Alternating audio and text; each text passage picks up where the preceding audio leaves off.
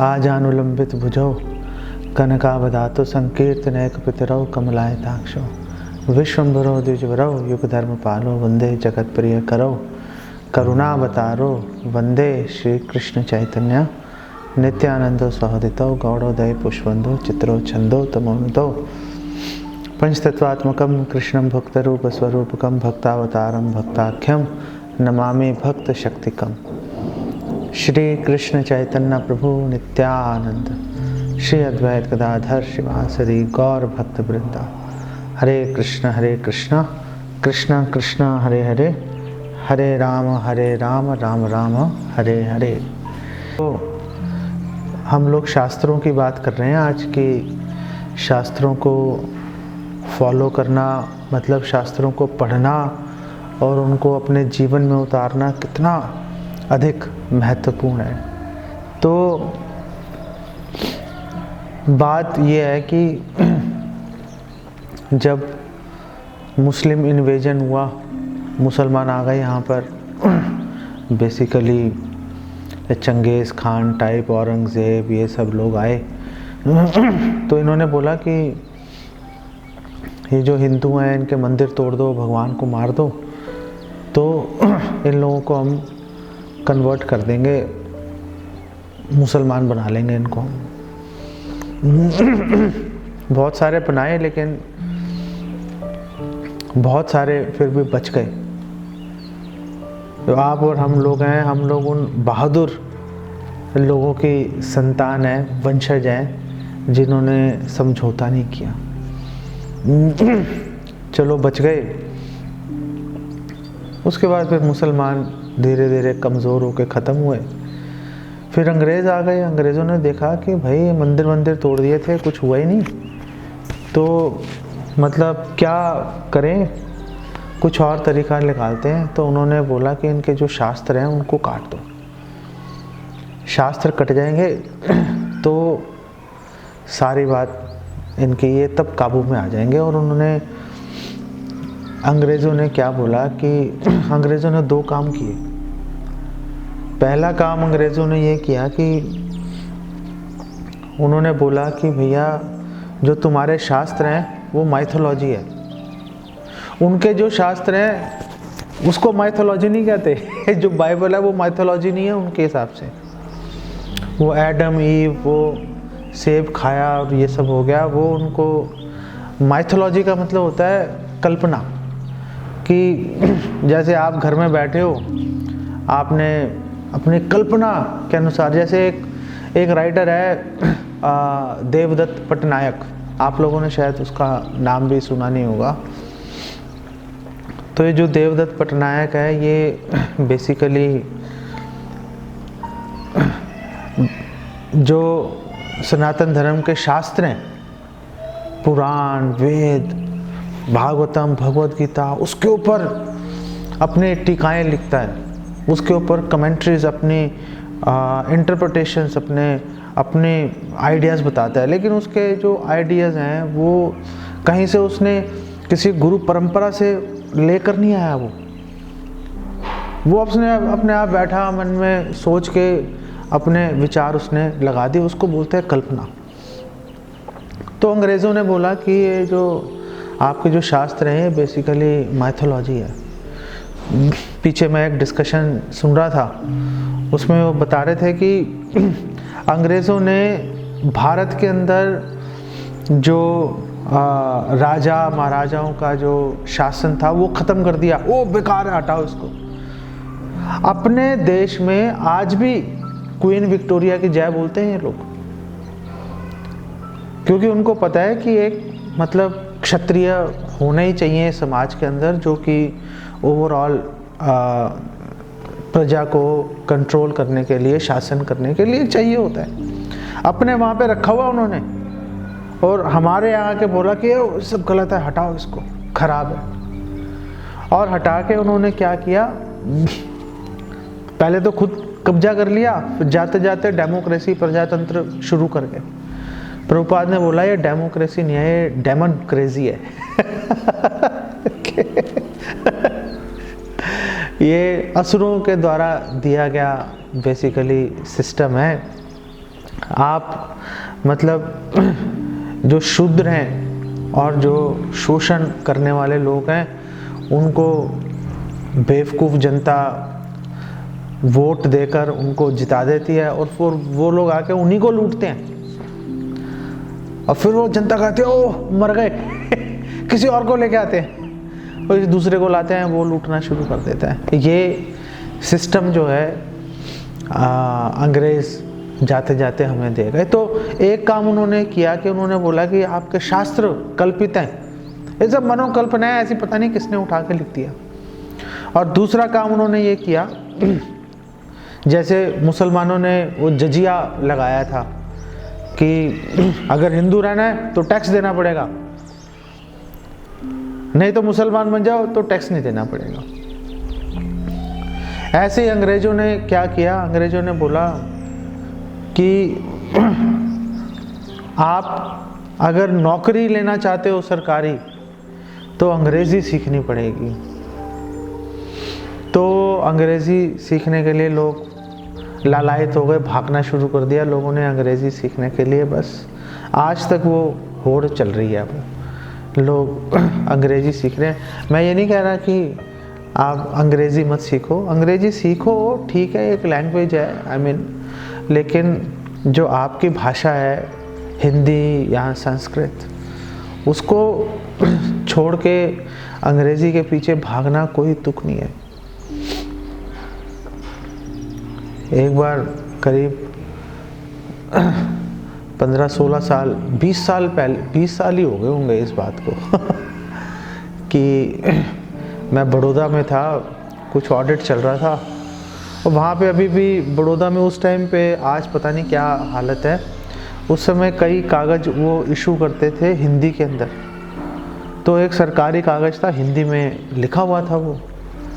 तो जो ऑडिट करने वाले आई थी, एक लड़की थी, वो मेरे पास आई, उसने कहा सर ये पता नहीं क्या लिखा हुआ है। मैंने कहा क्या लिखा हुआ है, हिंदी है ये? कह रही हो मुझे तो हिंदी आती नहीं।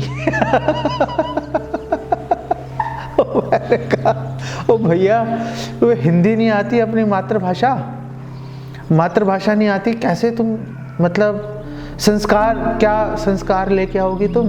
उसका कोई जवाब नहीं है उसके ऊपर। किसकी गलती है? वेल ज़्यादा गलती तो माँ बाप की मानी जाएगी, क्योंकि माँ बाप का कर्तव्य था ना उसको वो संस्कार देने के लिए। तो हुआ क्या कि जो अंग्रेज़ है उन्होंने क्या किया, अंग्रेज़ों ने लोगों को पैसे कमाने की मशीन बनाना शुरू कर दिया। हमारी संस्कृति कह रही है सादा जीवन उच्च विचार, लेकिन अंग्रेज़ों ने बोला अरे भाड़ में गए उच्च विचार भैया, तुम यावत जीवेत सुखम जीवेत, जब तक जी रहे हो सुख से जियो, कोई आगे क्या होने वाला है, भस्मीभूतस्य देहस्य कुतो पुनरागमनो भवेत्। एक बार शरीर जल गया दोबारा भाई किसने देखा है, कौन क्या होगा, इसके ऊपर चलो भैया। तो हम सब ने बोला हाँ आपकी बात सही है, इसके ऊपर चलते हैं। तो आज तक चल रहे हैं, आज तक अंग्रेज चले गए, आज तक हम लोग उसी के पीछे चल रहे हैं। तो उसके पीछे चल के हमें क्या कुछ सुख मिला, हमें कुछ तो मिला होगा। तो ओवरऑल अगर हम देखते हैं इसके पीछे चल के किसी को कोई सुख की अनुभव नहीं हुआ। पीछे एक सर्वे हुआ था और सर्वे में पाश्चात्य देशों में, अमेरिका में, लंदन वगैरह कई कंट्रीज़ में, यूके में इन्होंने सर्वे किया। उन्होंने बोला देखते हैं ये जो पढ़े लिखे लोग हैं जो नौकरियां कर रहे हैं इनकी क्या हालत है। तो उस सर्वे में पता चला कि 90% से ज़्यादा जो एम्प्लॉयज़ हैं जो नौकरी कर रहे हैं वो परेशान हैं। अगर कोई सरकारी नौकरी कर रहा है वो इसलिए परेशान है कि आगे बढ़ने का मौका नहीं मिल रहा, गधे घोड़े एक समान सरकारी नौकरी में। और प्राइवेट नौकरी कर रहा है उसको पैसा मिल रहा है लेकिन उसको बिल्कुल निचोड़ लेते हैं उसका खून। उसको कुछ सोचने समझने की शक्ति नहीं रहती उसके अंदर। कल मैं एक डिवोटी से बात कर रहा था, तो कह रहा था कि प्रभु शहर में तो जो प्रीचिंग है वो सैटरडे संडे की प्रीचिंग है। मैंने कहा क्यों, ऐसा क्या हो गया? उसने कहा आप ठीक कर रहे हो गाँवों में, आप गाँवों में जा रहे हो, गाँवों में फोकस कर रहे हो। तो मैंने कहा भाई ऐसी क्या बात हो गई, आप ऐसा क्यों बोल रहे हो? बोल रहे हैं कि शहरों में मंडे टू फ्राइडे लोग बिल्कुल राक्षसों की तरह जीते हैं। सुबह उठते हैं, ब्रश किया, नहाए, खाना खाया, ऑफिस।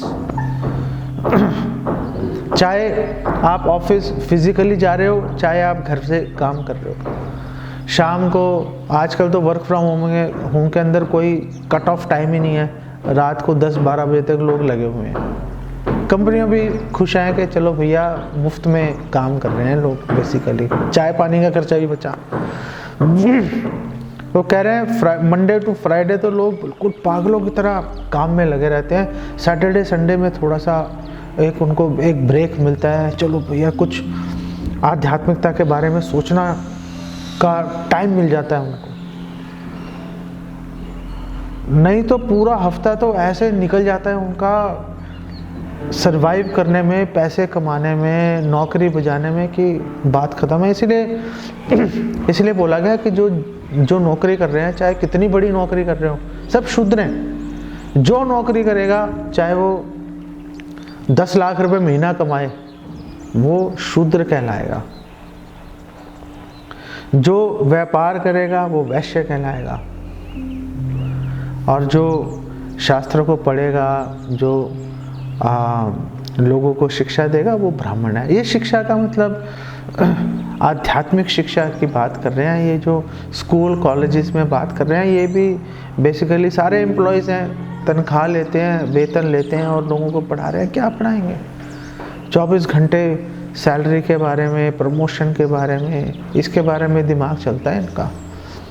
आध्यात्मिकता जो शिक्षा है, शिक्षा का पहला नियम है कि भाई फ्री में शिक्षा दी जाएगी। अगर आपने शिक्षा का पैसा लिया है, एकदम यूजलेस हो जाती है वो। बाद में गुरु दक्षिणा लो जब आपने एजुकेशन शिक्षा कंप्लीट कर दी तो खैर अंग्रेज़ों ने ये 2 काम किए कि हमारी जो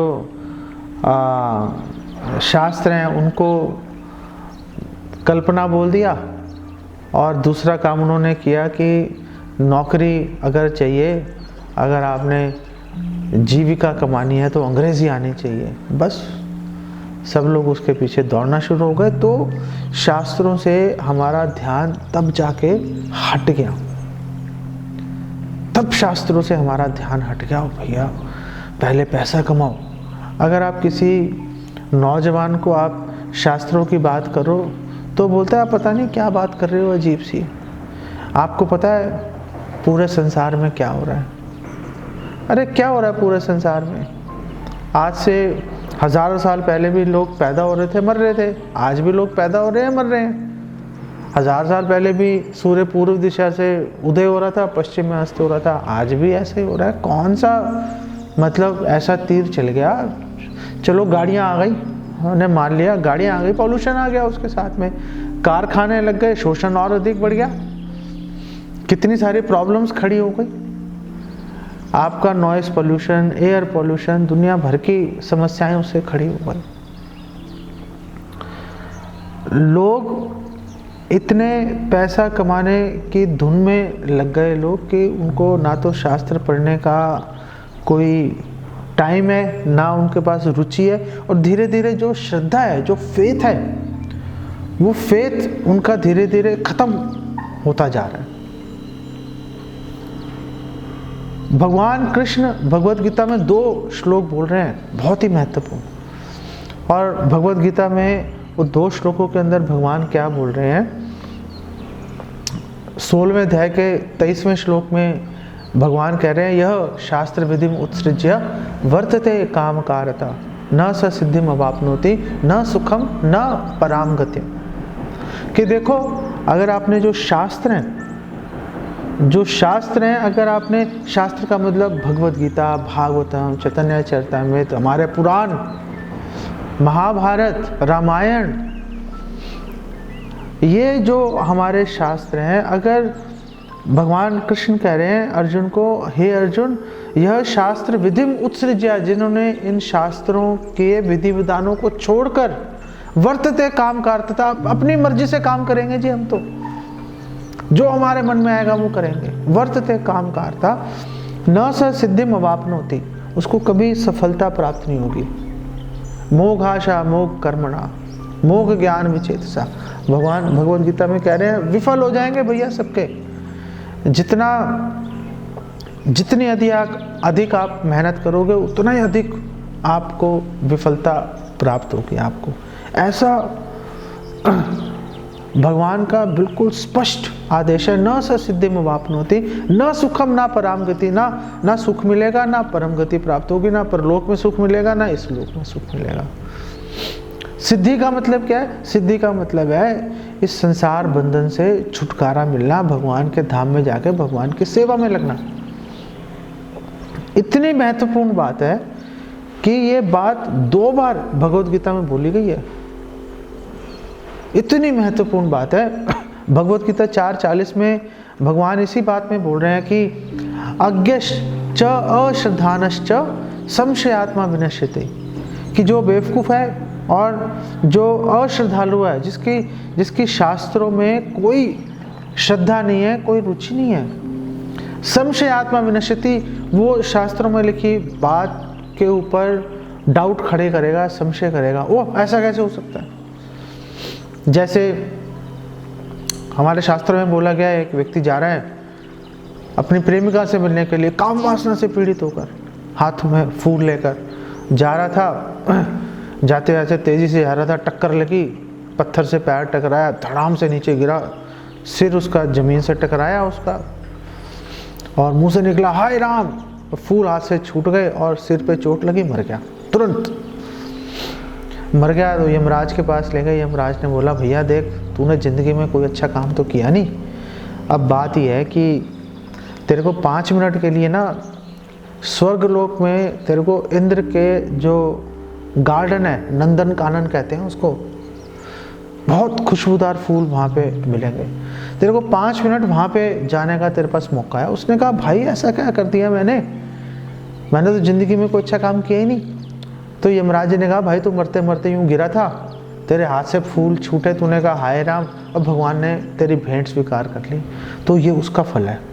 उसने कहा फटाफट लेके जाओ, मुझे नंदन कानन जाना है भाई, 5 मिनट है मेरे पास में। आंखें बंद की, ठक से स्वर्ग में नंदन कानन पहुंच गया। और पहुंचते ही उसने आप देखा ना तब सारे जितने फूल लगे हुए थे, फल लगे हुए थे, तोड़ तोड़ के भगवान को समर्पित करना शुरू कर दिया। इंद्र देख रहा था दूर से। इंद्र ने कहा रोको भाई, क्या कर रहे हो, तू सारा बाग उजाड़ देगा भाई मेरा, इतना मुश्किल बाग बनाना तेरे को पता है कितनी मेहनत लगती है। उसने कहा भाई 5 मिनट तक कोई रोक नहीं सकता मेरे को। तो इंद्र ने कहा भाई तोड़ क्यों रहा है तू, आखिर तू ये बाग उजाड़ क्यों रहा है, क्या परेशानी है? उसने कहा देखो मेरे से गलती से मैंने फूल भगवान को अर्पित हो गए, मैं कर भी नहीं रहा था फिर भी हो गए, तो मुझे यहाँ आने का मौका मिला। मैं जानबूझकर अगर पूरे मन से श्रद्धा से अगर मैं ये सारे फूल भगवान को अर्पित करूँगा, पता नहीं क्या मिलेगा। और तुरंत भगवान आए और उसको लेके वैकुंठ चले गए। अब बोलो ऐसा कैसे हो सकता है? भगवान, एक मंदिर था उसमें भगवान की आरती होती थी, वो आरती के बाद वो जो जोत है वो वहीं पे मंदिर में एक कोने में रख देते थे, तो उस पर देसी घी लगा होता था। तो एक चूहा वहाँ रहता था, तो वो चूहे के मन में आया कि भाई, वो चूहा देसी घी की खुशबू से आकर्षित होकर आता था। जब वो जोत बुझ जाती थी तो उसमें जो थोड़ा बहुत घी रहता था वो खा लेता था, उससे काम चल रहा था उसका। एक दिन भूख ज़्यादा लगी हुई थी उसको, अभी बुझी नहीं थी, वो दीपक बुझा नहीं था, उसने पहले ही खाना शुरू कर दिया। उसके मूँछों में आग लग गई चूहे के। और ज़ोर ज़ोर से उछला और धड़ाम से गिर के मर गया। जो उछला, भगवान ने उसकी आरती एक्सेप्ट कर ली कि मेरी आरती किया, उसको भगवत धाम ले गया। आप बोलो ऐसा कैसे हो सकता है? आखिर ऐसा कैसे संभव है? ये तो मतलब बड़ी अजीब सी बात है। इसीलिए भगवद गीता में भगवान कह रहे हैं संशय आत्मा विनश्यति, जो संशय करता है भाई उसका नाश हो जाएगा। वो 24 घंटे संशय करता रहेगा। हमें फेथ नहीं है। अरे आप कैसे कह सकते हो आपको फेथ नहीं है? आप ट्रेन में ट्रैवल करते हो, फेथ पे ट्रैवल कर रहे हो। आप एरोप्लेन में ट्रैवल करते हो, आप फेथ है ना, आप पायलट को जानते हैं ना किसी को जानते हैं, लेकिन आपको एक फेथ है सिस्टम में, एक श्रद्धा है कि हाँ भाई ये प्लेन मुझे लेके जाएगा वहाँ तक। बैठ जाते हैं हम उसके अंदर जाके। हम कोई इंक्वायरी करते हैं?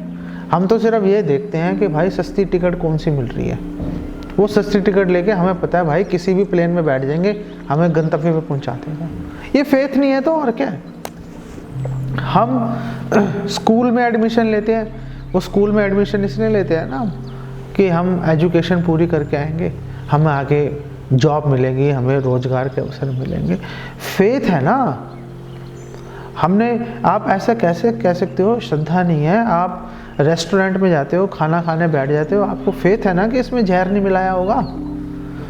पूरी जीवन हमारा फेथ पे चल रहा है, लेकिन जब शास्त्रों पे विश्वास करने की बात आती है तुरंत हमारे अंदर का जो एक वो राक्षस है वो एकदम से खूंखार होकर जागृत हो जाता है। हर वाक्य पर, हर बात पर हम प्रश्न चिन्ह लगाना बेसिकली शुरू कर देते हैं। और नहीं, ये कैसे हो सकता है, वो कैसे हो सकता है। जैसे मैं एक व्यक्ति को कह रहा था, मैंने कहा भाई तू कुछ भी कर ले, मांस मत खाया कर। ये क्यों नहीं खाऊं मांस? मुझे अच्छा लगता है। भाई मांस जो है, मांस 2 शब्दों से मिलकर बना है, और इसका मतलब है कि जब आप मांस खाते हो तो आप एक एग्रीमेंट साइन करते हो कि जो मैं तेरे साथ कर रहा हूँ, कल को तू मेरे साथ कर लियो, मुझे कोई ऑब्जेक्शन नहीं है। तो उसने कहा अच्छा, मांस अगर नहीं खाए तो क्या शराब पी सकते हैं? मैंने कह रहा दोनों में से आप किस चीज़ को ज़्यादा बुरा मानते हो? मैंने कहा भाई दोनों ही खराब है। एक चीज़ को कैसे बोलूं कि ये एक ही खराब है? दोनों ही खराब है तो खराब है, कैसे चुनाव कर दूं उसका? क्या फिर भी मैंने कहा भाई मैं तुम्हें बता देता हूं कि शराब पीने से क्या होता है, तुम अपने आप चुनाव कर लेना। जो शराब पीता है वो ऐसे नरक में जाएगा, 3 यमदूत होंगे, एक जबड़ा नीचे का पकड़ेगा, एक ऊपर का पकड़ेगा, और तीसरा गरम जो लोहा, पिघला हुआ लोहा उसके मुंह में डालेगा। मैंने कहा आप चुनाव कर लो, आप क्या करना। मेरे से आप क्यों पूछ रहे हो कि दोनों में से बुरा क्या है? मैं तो कह रहा हूं दोनों ही खराब है।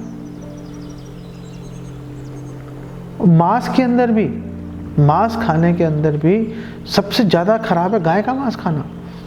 अगर किसी ने सपोज मुर्गी का मांस खा लिया तो भाई एक बार मुर्गी बनना पड़ेगा कि आप मुर्गी बने, और वो किसी ने आपको काटा, पकाया, खाया, बराबर हो गया जी आपका पाप। लेकिन अगर गाय का मांस खाया तो गाय के शरीर पे जितने बाल हैं उतने हजारों साल तक कष्ट भोगना पड़ेगा, नरक की आग में झुलसना पड़ेगा। क्यों है ऐसा?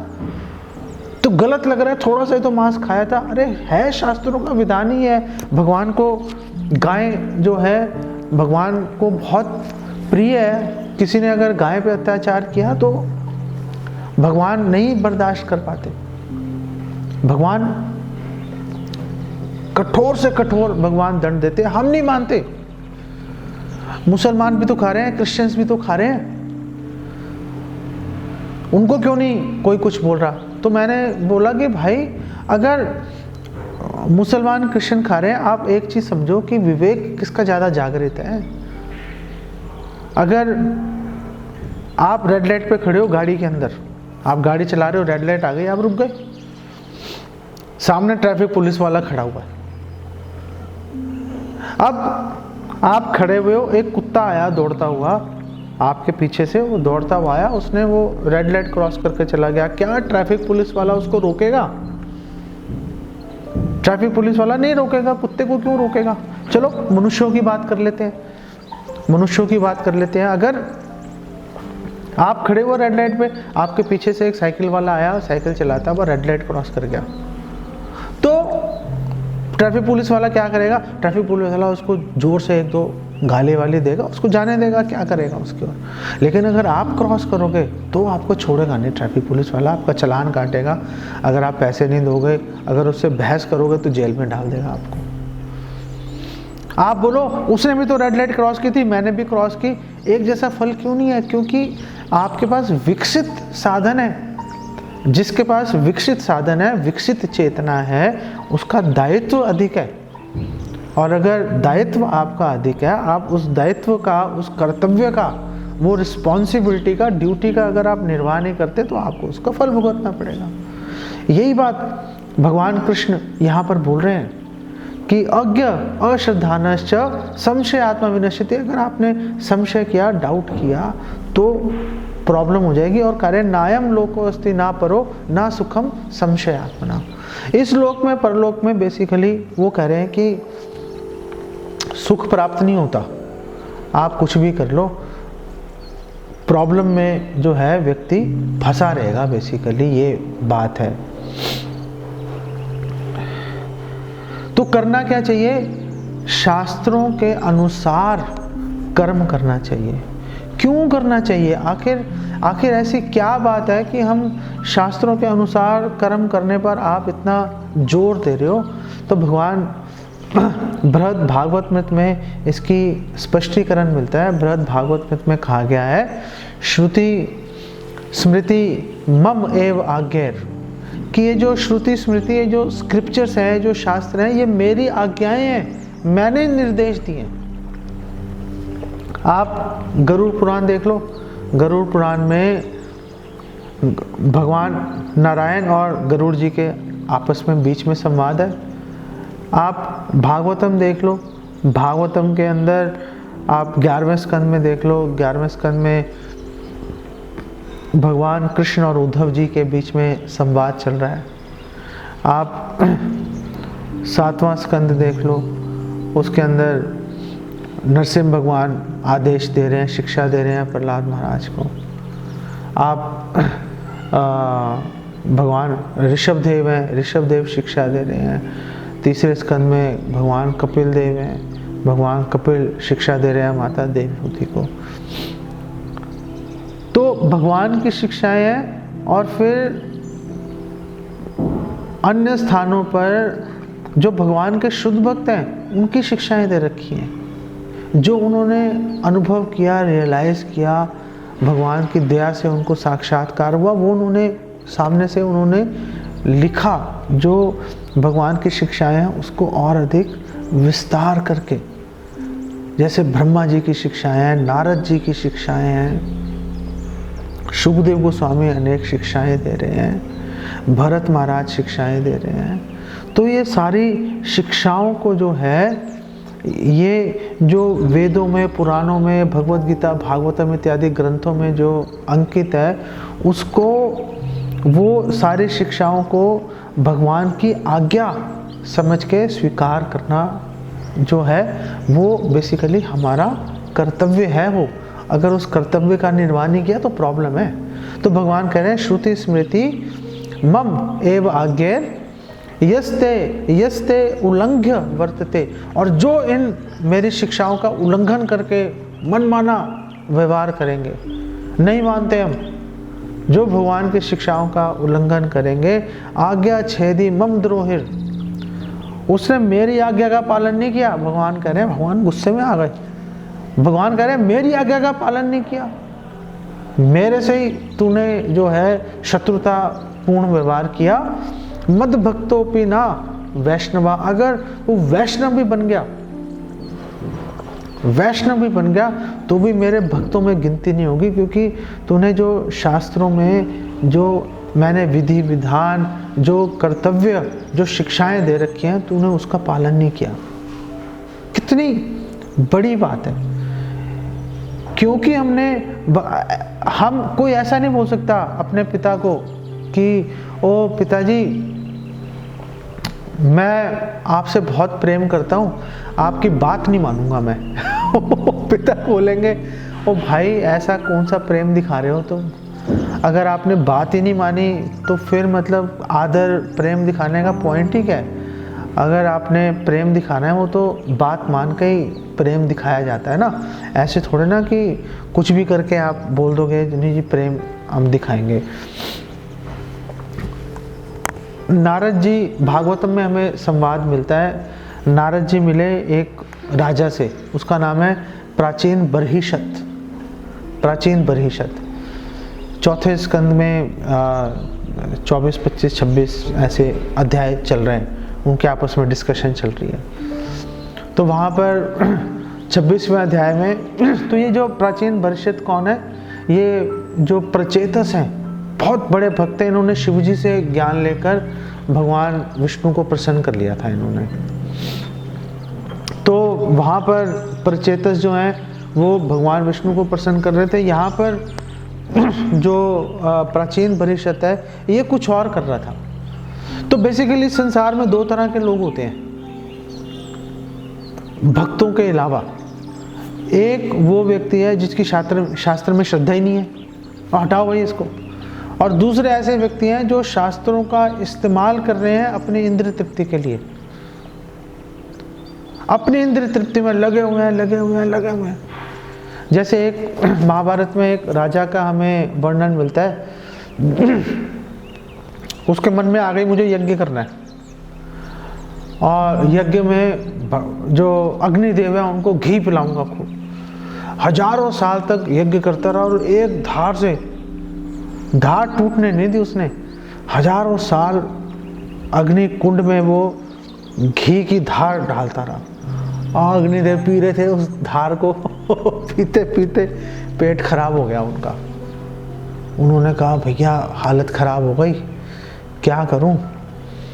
तो भगवान कृष्ण के पास गए और अर्जुन के पास। उस समय भगवान कृष्ण पांडवों के पास वहाँ पे उनके घर में रह रहे थे, विजिट कर रहे थे वहाँ पर। तो अग्निदेव उनके पास गए, रक्षा करो पेट खराब हो गया। तो भाई कैसे ठीक होगा? तो मुझे बताया है कि मेरा पेट ठीक होगा अगर आप ये जो खांडव वन है, आप अगर मुझे इसको भक्षण करने दोगे, इसकी जड़ी बूटियाँ और अन्य पदार्थ है वो मैं भक्षण कर लूँगा तो मेरा पेट ठीक हो जाएगा, हाजमा ठीक हो जाएगा मेरा। तो भगवान कृष्ण और अर्जुन ने उनको ये अनुमति दी अग्निदेव को कि चल भाई तू ये जंगल को खा ले। और वो इंद्रदेव ने वो और जो अग्निदेव हैं उन्होंने उसको भस्म किया और उनका स्वास्थ्य ठीक हुआ। तो ये जो यज्ञ है, और भागवतम के शुरू में अगर आप देखो, शुरू में ही भागवतम के शौनक आदि ऋषि बोल रहे हैं सूत गोस्वामी को नैमिषारण्य में। उन्होंने बोला कि भैया इतने यज्ञ हो रहे हैं, इतने सैकड़ों सालों से काले पड़ गए हमारे शरीर, मन में सुख का अनुभव नहीं हो रहा, मन में सुख का अनुभव नहीं हो रहा। आप प्लीज कृष्ण कथा बोलो, थोड़ा सा मन सुख हो। बिल्कुल भागवतम के शुरू में शौनक आदि ऋषि बोल रहे हैं। और फिर सूत गोस्वामी ने भागवत कथा शुरू की तो उन्होंने बोला अब थोड़ा सा मन शांत हो रहा है। तो ये 2 तरह के लोग हैं। एक तो संशय आत्मा नहीं है, संशय शंका करते रहेंगे ये गलत है वो गलत है। और दूसरी तरह के वो लोग हैं जो ये शास्त्रों का प्रयोग करते हैं इंद्रिय तृप्ति के लिए। इसलिए तो भगवान बुद्ध आए थे, उन्होंने बोला भैया शास्त्र छोड़ो, अहिंसा का पालन करो, मेरी शरण में आ जाओ। ऐसे लोगों को रोकने के लिए भगवान बुद्ध आए। फिर भगवान बुद्ध को बात काटने के लिए शंकराचार्य आए, उन्होंने बोला नहीं शास्त्रों का अध्ययन करो। तो ये पूरा एक साइकिल चल रहा था। तो उस समय ये जो महाराज प्राचीन बर्हिषत थे, ये शास्त्रों के यज्ञों का जो उसमें वर्णित है उसका उपयोग कर रहे थे अपनी इंद्रिय तृप्ति के लिए। किए जा रहे थे यज्ञ, किए जा रहे थे, जानवरों को उसके अंदर मारे जा रहे थे। कोई पता नहीं क्यों कर रहे हैं यज्ञ, क्या उसके पीछे उद्देश्य है। तो उस समय नारद जी गए उनके पास में, राजा प्राचीन बर्हिषत के पास। तो उन्होंने उनको कई शिक्षाएं दी, पुरंजन एक अप्रत्यक्ष रूप से भी बताया। तो वहाँ पर नारद जी ने श्लोक बोला था, यह एवं कर्मा नियतम विद्वान कुर्वीत मानवः कर्मणा तेन राजेंद्र ज्ञानेन न स लिप्यते। हे राजन, हे राजा प्राचीन परिषद, अगर आप शास्त्रों के विधि विधानों के अनुसार कार्य करोगे तो आप कर्म में लिप्त नहीं होगे, आपको कर्म परेशान नहीं करेगा। लेकिन अगर आपने अपने शास्त्रों के विधि विधानों का पालन नहीं किया तो प्रॉब्लम है। अगले श्लोक में बोल रहे हैं अन्यथा कर्म कुर्वाणो, लेकिन अगर आपने शास्त्रों का जो इंस्ट्रक्शन है, निर्देश है, उसका पालन नहीं किया, मानः रूढ़ो निबध्यते, तो आप अहंकार के वशीभूत होकर आप कर्म बंधन में फंस जाओगे। गुण प्रवाह पतितो, जो रजोगुण तमोगुण सतोगुण है, इसका इतनी तेजी से इसका प्रवाह आएगा, आपको उड़ा के ले जाएगा, आपको आप संभल नहीं पाओगे। नष्ट प्रज्ञो, आपकी बुद्धि नष्ट हो जाएगी, आपकी जो समझ बूझ है वो खत्म हो जाएगी, उल्टा सोचना शुरू कर दोगे। व्रजति अधा, और नीचे गिर जाओगे फलस्वरूप, अगर आपने शास्त्रों के आदेशों का पालन नहीं किया तो। इससे हम क्या बात सिद्ध करना चाह रहे हैं कि शास्त्रों के आदेशों का पालन करना अत्यंत महत्वपूर्ण है। तो एक प्रश्न हम यहाँ पे उठा सकते हैं कि जो संशय आत्मा नहीं है, जो संशय नहीं कर रहे, जो डिवोटीज हैं, जो भक्त हैं, क्या वो शास्त्रों की सारी शिक्षाओं का पालन कर रहे हैं? जो शास्त्रों में लिखा हुआ है, क्या वो हर चीज का पालन करने में समर्थ है? क्या वो ऐसा हो सकता है कि अब शास्त्रों में तो राजसूय यज्ञ, अश्वमेध यज्ञ और दुनिया भर के यज्ञ लिखे हुए हैं, दुनिया भर के विधि विधान है, क्या जो भक्त हैं वो उन सारे विधि विधानों का पालन कर रहे हैं क्या वो? तो उसका जो उत्तर है, भगवान पद्म पुराण में इसका उत्तर देते हैं, और भगवान कह रहे हैं मत कर्म कुर्वताम पुंसाम, जो मेरा कार्य करने में लगे हुए हैं, जो व्यक्ति पुंसाम, जो व्यक्ति मेरा कार्य करने में लगे हुए हैं। मेरा कार्य करने में कौन लगे हुए हैं? जो मेरे भक्त हैं। तो यहाँ पे भक्तों की बात हो रही है। मत कर्म कुर्वताम पुंसाम, जो मेरा कार्य करने में लगे हुए हैं। क्रिया लोपो भवेत, यदि वो शास्त्रों में अगर बहुत सारे विधि विधान है, अगर वो उनका पूरी तरह से सारे विधि विधानों का अगर वो पालन नहीं भी कर पाते, नहीं कर पाए जी पालन, वो पता नहीं है, समय नहीं है, योग्यता नहीं है, कुछ भी कह लो, रुचि नहीं है, समय नहीं है, जो भगवान की भक्ति में लगा हुआ है, भगवान को संतुष्ट करने में लगा हुआ है, वो कई बार चाहकर भी नहीं कर पाता, वो नहीं कर पाए जी। तो भगवान कह रहे हैं तेषाम कर्माणि कुर्वन्ति, ऐसे लोगों का काम हो जाता है, ऐसे लोगों का काम हो जाता है। कैसे हो जाता है? भगवान कह रहे हैं तिस्रा कोटयो महर्षया, 30 करोड़ साधुओं को मैं लगा देता हूं अपने भक्तों के वो काम करने के लिए जो काम वो खुद कर नहीं पा रहे। इसीलिए तो भगवत गीता में भगवान कह रहे हैं अपि चेत सुदुराचारो भजते माम अनन्य भाग साधुरेव समन्तव्य सम्यक व्यवसितो ही सहा। अगर कोई भजते माम अनन्य भाग, कोई मेरी शुद्ध भक्ति में लगा हुआ है, पूर्णतः मेरे पे शरणागत है, और अगर उससे कुछ गलती हो जाती है, वो नहीं पालन कर पाया शास्त्रों का पूरी तरह से, कोई समस्या नहीं है। साधुरेव सा मंतव्य, उसको भैया आपको साधु ही मानना पड़ेगा, उसको भक्ति मानना पड़ेगा। क्यों? क्योंकि वो मेरी अनन्य भक्ति में लगा हुआ है वो। और पद्म पुराण के इस श्लोक से अगर हम उसको संबंध बना के लेके चले, वो कनेक्शन अगर हम लेके आए, जो कार्य नहीं कर पाया कोई प्रॉब्लम नहीं है। 30 करोड़ साधु महात्मा उसके वो बचे कुचे जो भी कार्य हैं उसको करने में वो रत है भगवान के आदेशा अनुसार।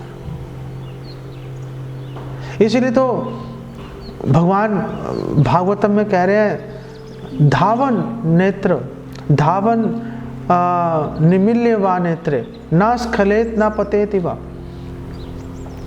अगर आप एक बार भक्ति में जुड़ गए ना, भगवान की भक्ति में जुड़ गए, तो आंखें बंद करके भागो, आंखें बंद करके दौड़ो, कोई ना फिसलोगे ना गिरोगे, कोई सवाल नहीं है, कोई सवाल ही नहीं है। और भगवत गीता में भगवान कह रहे हैं, कितने आश्वासन दे रहे हैं भगवान, नेहाभिक्रम नाशोस्ति प्रतिवायो न विद्यते सुअल्पमपि अस्य धर्मस्य त्रायते महतो भयात्। थोड़ा सा भी भक्ति किया, बड़े से बड़े खतरे से तुम्हारी रक्षा कर लूँगा मैं। बिल्कुल भी घबराने की आवश्यकता नहीं है। तो हमारी रिक्वेस्ट क्या है? हमारी रिक्वेस्ट ये है कि जो भगवत गीता, भागवतम इत्यादि जो ग्रंथ हैं, जो प्रमाणिक ग्रंथ हैं, इनके इन शास्त्रों के आदेशों के निर्देशों की अवहेलना मत कीजिए। इन सब शास्त्रों का एक ही उद्देश्य है, वेदेश सर्वैर अहम एव वेद्या, भगवान कृष्ण को जानना। भगवान कृष्ण को जानिए, भगवान कृष्ण को संतुष्ट करने का प्रयास कीजिए, और अगर उसमें कोई गलती होगी भगवान रक्षा करेंगे। भगवान 30 करोड़ साधुओं को आपकी सेवा में लगा देंगे। आप चाहे करोड़पति हो, कितने लोगों को अपनी सेवा में लगा लोगे? अंबानी ने कितने लोगों को लगा रखा है अपने काम कराने में। लेकिन अगर आप डिवोटी बन गए, समझो आपके पीछे 30 करोड़ साधु महात्माओं की फौज चलेगी कि अच्छा इसका वो काम रह गया, चलो फटाफट करते हैं, ये काम रह गया, चलो फटाफट करते हैं। हम लोग अन्यथा वो चीज़ कर ही नहीं पाएंगे, संभव ही नहीं है। भगवान के आदेशों का पालन करके बहुत ही सरलता से, और पता है भगवान के धाम जाना आसान है, नरक जाने में बहुत मेहनत करनी पड़ती है, मांस खाना पड़ता है, शराब पीनी पड़ती है, जुआ खेलना पड़ता है, व्यभिचार करना पड़ता है। भगवान के धाम जाने के लिए तो सिर्फ भगवान के नाम का कीर्तन करो, नृत्य करो, प्रसाद पाओ, बढ़िया से बढ़िया, काम खत्म हो गया। कोई मेहनत करने की आवश्यकता नहीं। नरक जाने में पूरी मेहनत करनी पड़ती है, और लोग लगे हुए हैं नरक जाने में मेहनत करने के लिए, पूरी फोर्स से मेहनत कर रहे हैं कि किसी तरह से हम नरक के अंदर पहुंच जाएं, सही बस। तो आप बेकार की मेहनत मत करो, भक्तों में, शास्त्रों में थोड़ी श्रद्धा लेके आओ और भगवान के धाम जाओ।